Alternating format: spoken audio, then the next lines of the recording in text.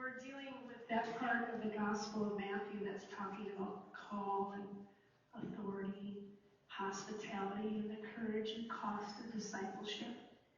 Jesus invites his followers into a space of discomfort and division and highlights that to follow him involves some sacrifice and a willingness to disrupt the status quo.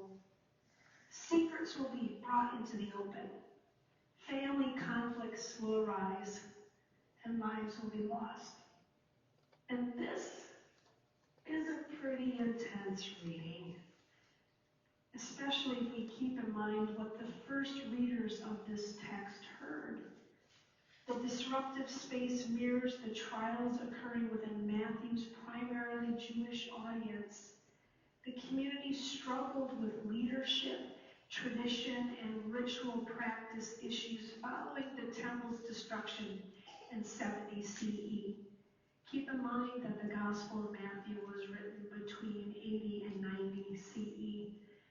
Those who were following Jesus presented further complications as they disrupted communal unity through their new beliefs and practices.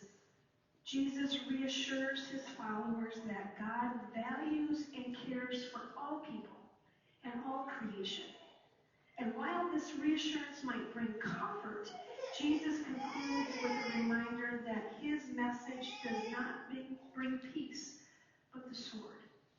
To bring about the reign of God requires radical change in society, changes that challenge power structures, and followers are called to enact this change and face the consequences that emerge from it.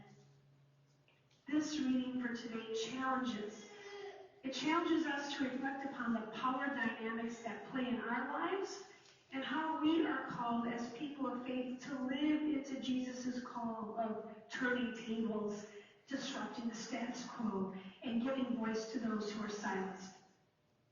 What are we required to let go of, to follow as disciples?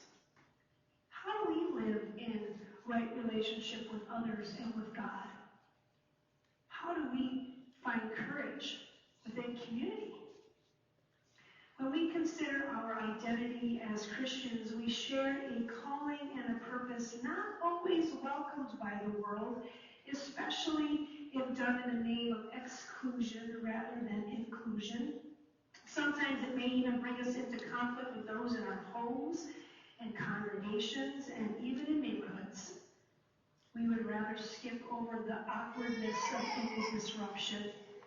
We prefer our worship to be peaceful in a place of sanctuary and renewal. But we often find that there are big questions that weigh on us as a community that force us to seek and struggle for fresh understanding. Baptism, in some ways, is a form of faithful disruption. As parents and guardians, we bring our children or those who want to be baptized before a community of faithful individuals on their own spiritual journey. All of us gathered here intersect with each other differently and even intersect differently with Jesus and the ministry of the church. When we gather for baptism, we are called to the waters to consider questions as we mentor and guide our children and each other in matters of faith. The things we are asked to do are challenging, and sometimes these questions will even put us at odds with family and friends. And yet, as part of the gospel message, we are asked to love one another, to show compassion, mercy, and peace, all of which is extremely difficult to do by ourselves. Thus, the reason why we baptize in community, so that we know that our circle is even larger than our family or those we identify as family.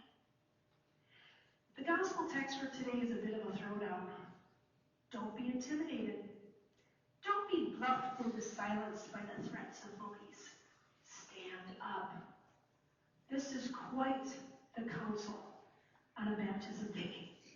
It also talks about the work of family and how sometimes family can become the central and only focus, and that too comes at a cost.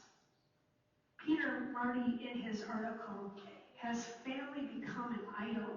Dated January 1st, 2020, writes that, quote, the scriptures give us no sense that the family is an end in itself. Isn't one of the chief purposes of family to teach us to turn outward toward others? If you love only those who love you, Jesus said one time, what credit is that to you? In other words, so what? There's nothing noble about spending all your energies of love on those closest to you or on those easiest and coziest to love. Marty then continues to write that a Pew Research survey confirms his hunch. Quote, the number one source to which Americans look for meaning and fulfillment in their lives is the family. And in fact, when it comes to those activities that provide a great deal of meaning and fulfillment, religious faith falls far behind spending time with family, being in outdoors, caring for pets, and listening to music. In the Gospels, the family is always secondary to Christ's claim on his followers. Jesus never asks us to choose him over the devil. He asks us to choose him over the family.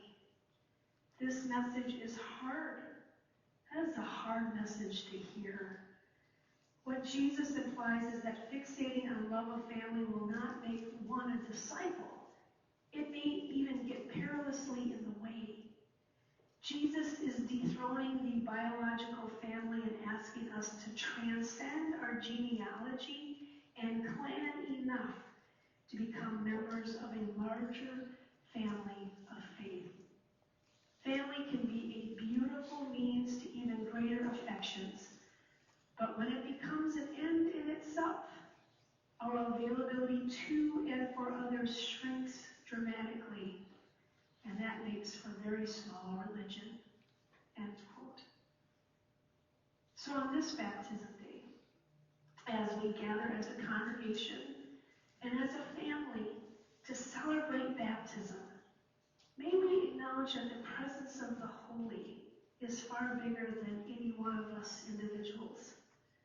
That collectively, when we gather together, we are stronger and we share a spirit that is wide and vast. This vastness allows us to learn and to grow from each other, allowing us to try on our faith, to live into it, to disrupt, to upend the status quo, and to do so knowing that as representatives of the body of Christ, we're in this together. Ella and Jonah, you may not remember us years from now. I can pretty much guarantee it. And we may not remember you. And yet we know that a baptism took place. Questions were asked not only of you and your family, but of all of us. And we have to answer to the best of our abilities, knowing that God walks with us in this journey, and through all of our commitments and mistakes, and above